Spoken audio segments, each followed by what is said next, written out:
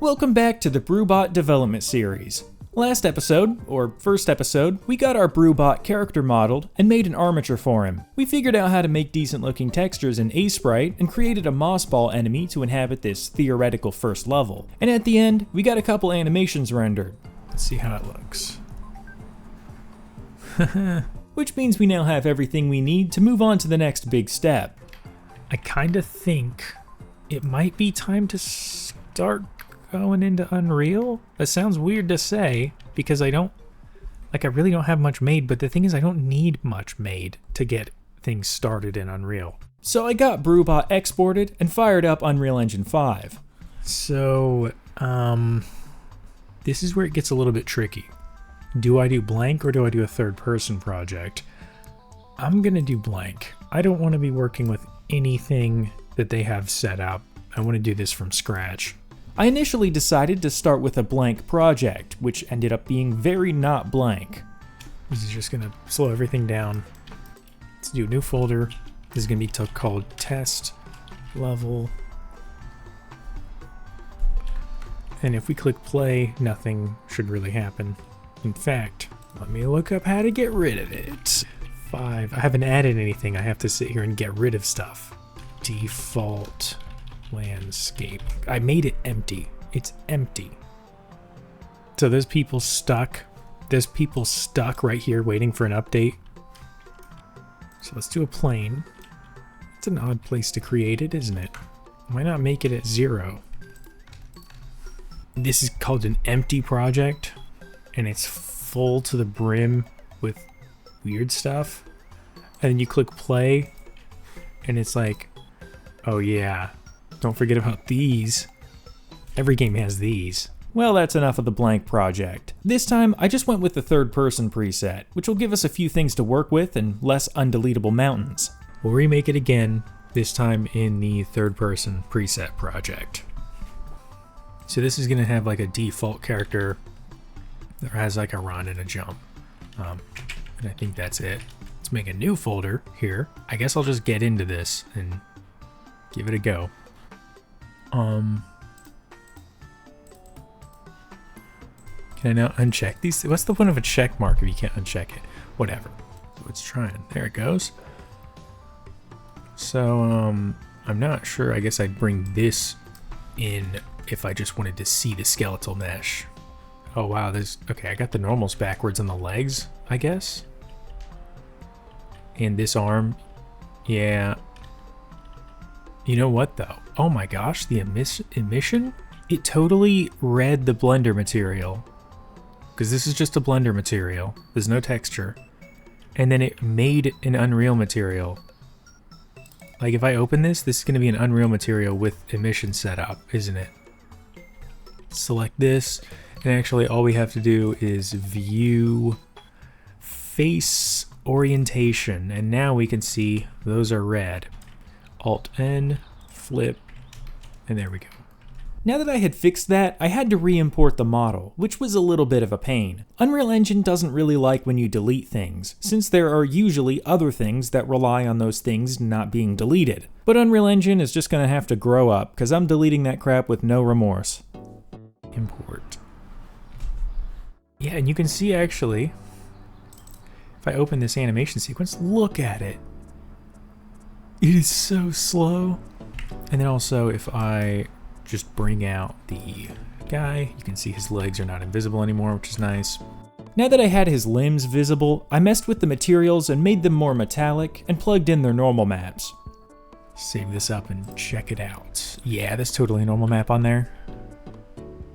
Let's go to the third person section. These are all the default things. Blueprint, third person character. This is what spawns in when you play. If I go to the viewport, basically, I don't really know how to explain all of this stuff, but I have somewhat of an idea of how it works. So, you have your blueprint. Basically, you have the red things. These are what send the signal in the first place. These are what initiate sections of code. So you can see event, receive, controller changed. So if you have like event begin play, That's like a really common one. That's just as soon as you click play, as soon as the game starts, this little triangle will fire. Compared to C++, this is better to look at for a video, and for me, I don't know how to, I can't just type stuff on a magic sheet of paper without accidentally adding the wrong, oh, that you're supposed to use a, that's not a apostrophe, that's a single quotation mark. That's actually, that's an exponented comma, actually. But yeah, this is basically where we're gonna do all the programming and stuff. You can make variables and, like, you know, you can make like a Boolean, which is a yes or no, true or false, on and off. You can make a dang byte. It'll be fun. A lot funner than just being in C++. Like, what are you gonna do? Like in C++, if you don't know the name of something, what, you just guess? In this, you have like a thing, you have sections, you can at least experiment and try things out. It seems so much more user-friendly. Users like me friendly, that can't handle numbers and letters. Where was I? Okay, viewport. You see we have like a idle animation going here and all this stuff. That's all gonna go away very soon because I'm gonna switch this skeletal mesh. Are these just different versions of the mannequin? But they'll all work with these animations fine. Like this is the old Unreal mannequin. It'll probably work fine. And then we got this. There's like new things you didn't think would go wrong, going wrong every time they have a chance to.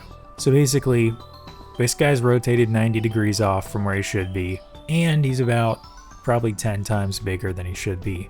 Here, I can be like, oh, well, let's just rotate him this way to 360. And actually, I should do this so that I can get an idea of the scale. Like, is 0.1... Yes. So like 0.1, it's good I checked this because that's too small. So like 0.2 maybe. Yeah, 0.2 is about right. So let's undo all this. It's actually negative 90. 0.2. Yeah, sure. Oh, great. Skeletal mesh has no skeleton. Well, tough luck. I think I didn't have it selected right. Yeah, there's the skeleton. So let's open back to blueprints. Let's open the character again. Now skeletal mesh has been cleared. We can switch to here, and that's just about perfect. Compile and save. Anim class ABP. So I'm gonna need to make one of those for this guy. Let's see what happens when we click play. Yes. It's basically done. This is like honestly further than I made it before. So first thing, he's too high up. Let's try that. Yeah, just about, maybe just a little bit up. Minus 85, maybe like that. Yeah, that's good.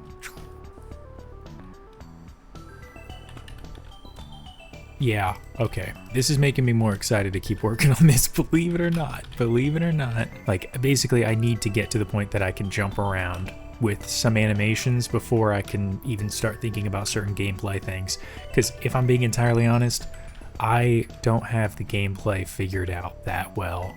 I know I want it to be a platformer, but then I keep getting these ideas about like what's gonna accent the platforming, and then like I think I'm probably just trying to make it too complicated. I'm trying to add too many other things. That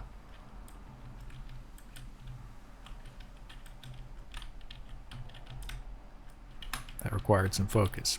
I mean, it's also kind of hard to just describe like the whole idea of a game, you know? Like even a game that already exists that you've played that you really love, like it can be hard to describe that game to someone who's never played it or doesn't know anything about it.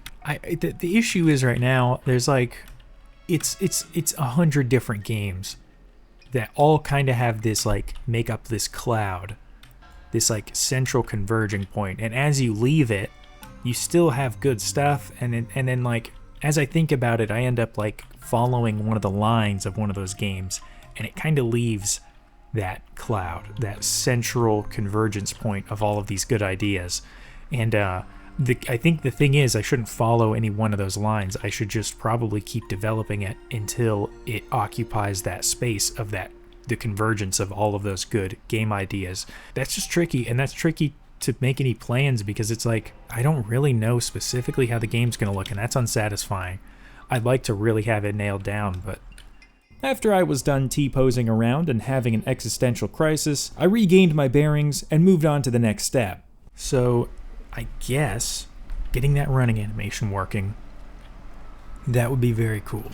Now, getting Brew Bot to run isn't that difficult, but getting him to run when he's supposed to, and only when he's supposed to, is where it gets a little bit tricky. I've got to set up an animation graph, which is a lot like the blueprints I was talking about earlier. You plug stuff in to make stuff happen, but with an emphasis on setting conditions and priorities for certain paths to be taken to certain animation states. So you're using it to check if your character is moving forward, how fast they're moving, if they're grounded or in air, anything that might influence the animation they should be playing. The run animation checks that the player is moving, and only if that speed is above some tiny amount that shouldn't really trigger the animation. Then, from that running node, you can make connections back and forth to jumping or idle or whatever other animations, and give them conditions and an order of priority. Now I have used this system before, but it's been a while, so I'm going to copy some sections of the third-person characters code over to Brew Bot and read through it to make sure I at least kind of understand it. Okay, this is the important thing to have. Really it's going to be like giving it the info it needs, which is should move. Remember how over here it's asking that for when to trigger the run animation. So basically you need to get the ground speed and ground speed greater than 3, basically so that you're moving fast enough to trigger it. And what is this? Returns true if vector A is not equal to vector B. So does this basically like as long as you're not standing still, and if there is currently acceleration input applied. I think I understand that. So it hasn't just magically resulted in running playing, which is fine. I didn't really expect it to. There's always something not plugged in somewhere. If should move is true, go from idle to walk run, and then get should move not.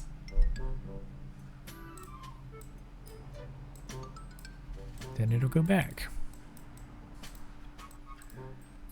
Oh, I didn't plug it in to the results. Okay, now it's actually going.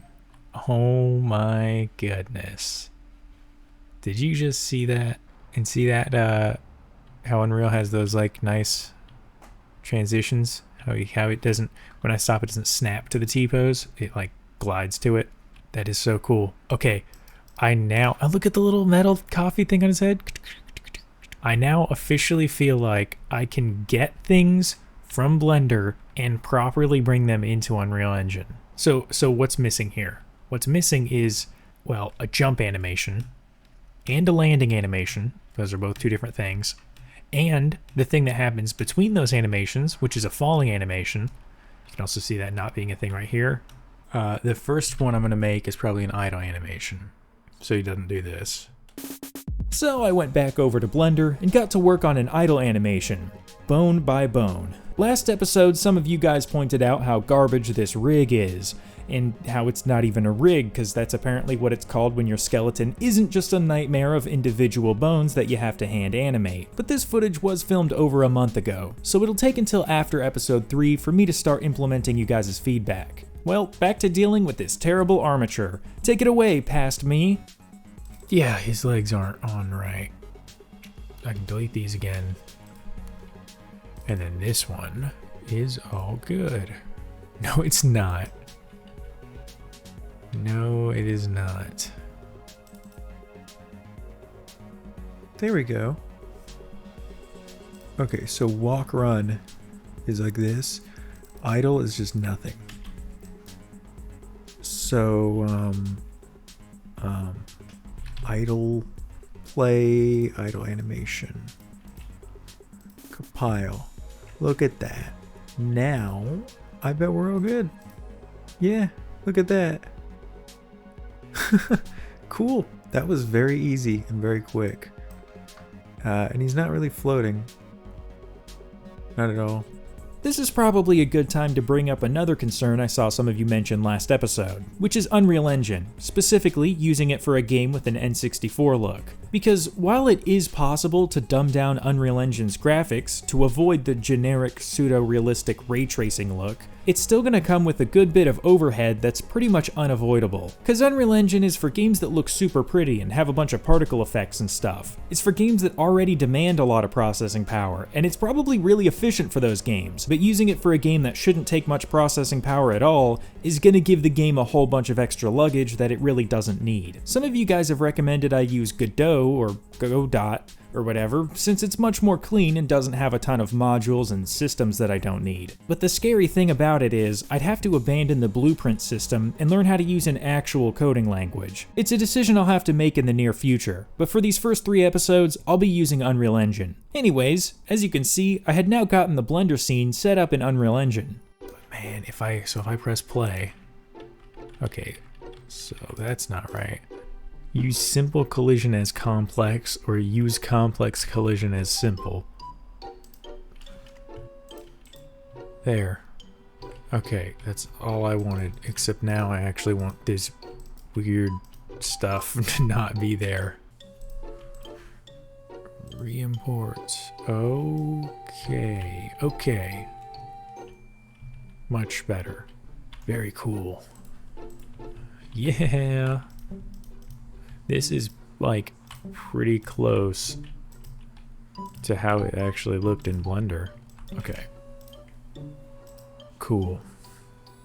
So, got an idle animation, got a running animation. We need a couple more. We need jump and land and in air. Probably the best to do is jump first. Let's go ahead and go into pose mode. Because you have to remember, the landing part is not in this, and the in-air part is not in this, just the leaving the ground, to the point that I can start doing an in-air animation. So, the guy's got to go down to then spring up, and that's the animation. The spring down part should be really brief. So I can just do like this. Let's say I want to move up by that much. Just move his legs down to the ground. And then when he gets to height, I can just make him pull his legs back up. Oh, okay, let's give it a try. So by frame 10, go on. Ease this a bit, like along the different bones that are here. They weren't told to stay back. Oh, that looks good. So now I need to do something with the arms. I think they should stretch a little bit near the end, maybe. And then we'll go to animation and do import only animations. So I'm looking for the preview. Yep, there it is. Looks more like the enemy that I made than anything else. And it's gonna look crazy. Yeah, it's also, that's just the idle animation. That's not even the jump animation. Like, everything went wrong. Literally everything. You know what, maybe if for a power-up or something, maybe I shouldn't delete this. What happened here is, I unparented a bunch of the leg bones in Blender to make each bone move independently, which made a pretty big incongruency between the animation skeleton and the skeleton that I have in Unreal Engine. But, if I imported this new skeleton, it would work. You know what wouldn't work? All the other animations. They wouldn't work. Also, I hate how there's like 9 animations that it's importing. It's really annoying that it just imports absolutely every animation in the whole scene. What is that? Wait, jump and it. Now, I'd be lying if I said I understood how Blender keeps track of your different animations. To me, this just seems like a complete mess. What is this? Where is this? Where is it? The bones doesn't work. So what we're gonna do is probably just delete this guy, and then we'll bust out one of these old ones.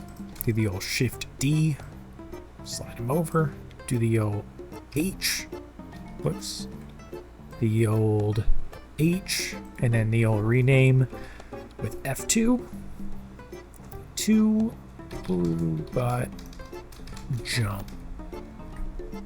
Okay. Now the bones make a little more sense. Well, kind of. They're going to make more sense in Unreal now, but they're not going to make sense for what we want to do because this moves everything.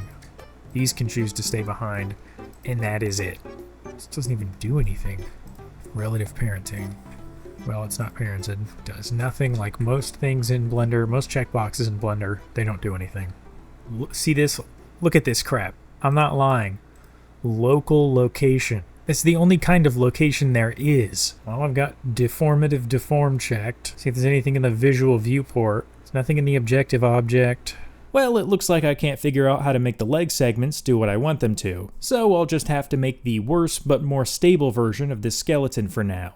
I'm gonna do the whole animation, but really not, like really ghetto done. But I'm gonna basically just do a bad job. And then later, when I have more, it's sounding like a bad idea now that I say it out loud now and explain it. And when I have more stuff to have to redo, that's when I'll redo it. Because I don't know if I'm going to have to redo it yet is the thing. And it might be bad to redo. I might make things worse and then have to I might have to unredo it. And then these go GZ.4 up in the next 20 frames. Not as nice. Open this up, import, jump anim, and this is the one. Okay, so his legs go through the floor because the root bone is not working. Let's see if that works. No. Getting the animation graph and the character blueprint to communicate in a way that makes the jumping work proved to be pretty difficult, but it did eventually happen. Kind of. Well, I mean, the jumping part was working fine. Now there are 3 or 4 animations I need to make. So I've got to make the in-air idle, which takes place at the end of this, and that's easy. Because all I have to do is pose mode, and then get rid of this early stuff, and then move this end frame to the beginning. That way it will perfectly blend from the last animation. So I entered the ring with this armature again and made a simple falling animation, as well as a forward falling animation for when you've got some speed in the air. I need to be falling and then velocity, get velocity greater. Let's split it into X, Y, and Z. If the forward is greater than, I don't know what's enough, but we'll just say 50.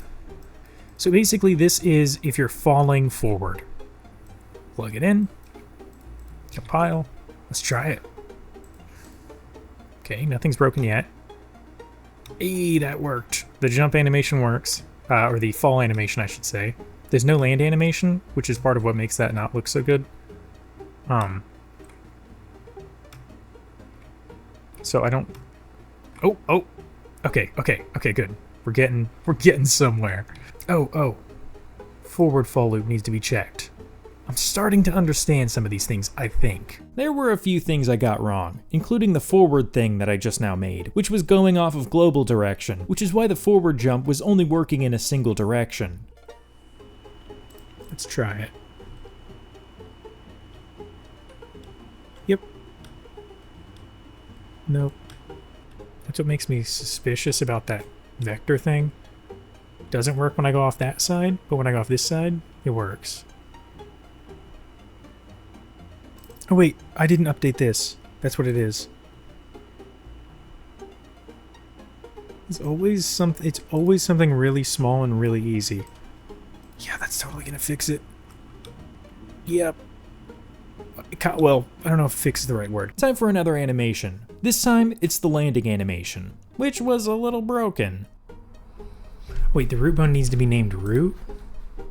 Basically, we have this new skeleton that I'm going to want to re-export all the animations with. Nice! Awesome. Re-import everything again. Heck yeah. I think... Wait. Location to deltas. Okay, good. I think that's centered. Yes. Forward fall. He's still in the floor. He gets all fancy. Why is it doing that? Wait.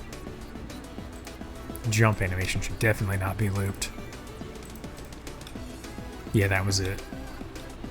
Cool. That's so cool. I want to like adjust it a little bit. Yeah. This is pretty good. Now that things were working, I could make some improvements, which was when I decided to get myself into something that I was absolutely not ready for. I think what I want to do now is add a control rig, inverse kinematics control rig, I think is what it's called. Basically, something to keep my guy's feet like on the ground and adjusted to the ground. See how I'm on a ramp here and they're just kind of sticking to the ramp. Whether it was my armature, my inexperience with this menu and process, something I had or hadn't done prior, or just a complete lack of understanding, this friggin' sucked. This is such a mess. What is this? This is one of those things where you spend like 4 days on just invisible stuff. Stop. That's not where it's at. Re-import animation. Nice. I move it barely and it's like... Oh cool, he just moves when I export. Yeah, I made it worse. Brew Bot land. Oh, nice. Okay, I think I've made a mess of it. I think I need to... Man, I think I need to basically just redo it all. This is the part where I redo everything all over again for the millionth time. Let's go into here and let's grab the default guy. It's got the right naming conventions. It's got the right armature. Delete everything, and then I'm gonna keep things organized this time too. So let's grab the armature here, and then the location, I want him to be zeroed out. I can do Control-Shift-S, and then save it as a new name, which will keep the other one basically at this save point, idle. So this is where I can start to make an idle animation.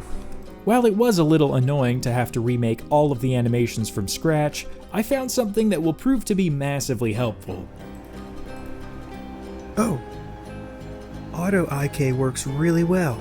This is closer to being an actual rig. I'll still need to adjust things by hand more than I probably should, but this will get me to a general pose much quicker. Look at that. You can do like Adventure Time stuff now.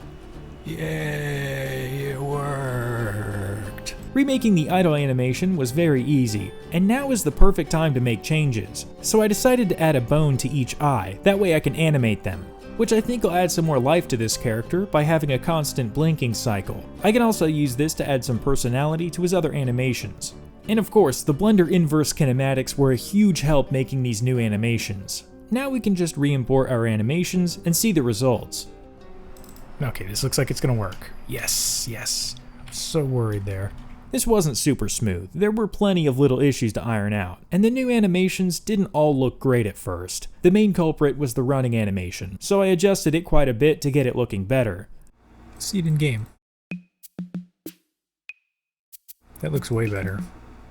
These are certainly not the final animations that will be in the finished game. They're more like placeholders, like stepping stones to gain experience and move the project along. Cause while I don't need good looking animations to get the movement figured out, I do need animations that at least represent what they're going to look like. That way I can at least get them programmed and then just replace the animations themselves later. It's also just easier and funner to work on this when it looks more like a video game. So I'll do what I can now to get it closer to that, even though I will have to redo things later. So I think after all of that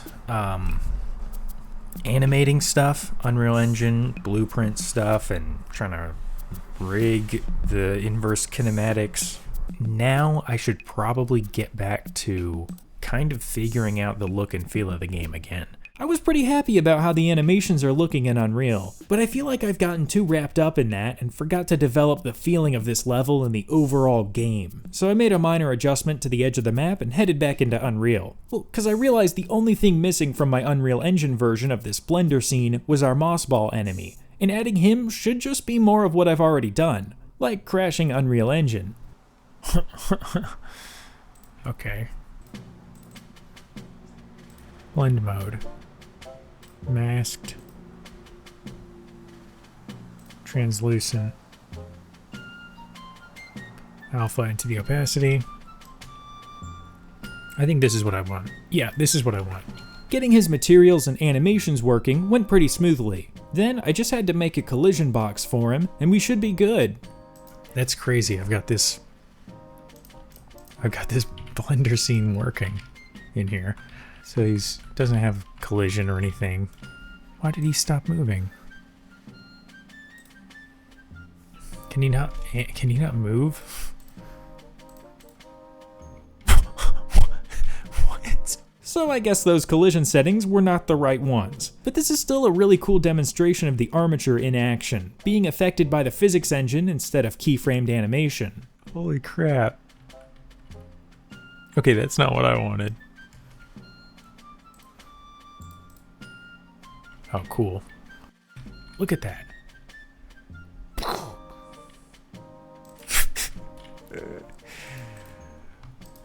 That's awesome.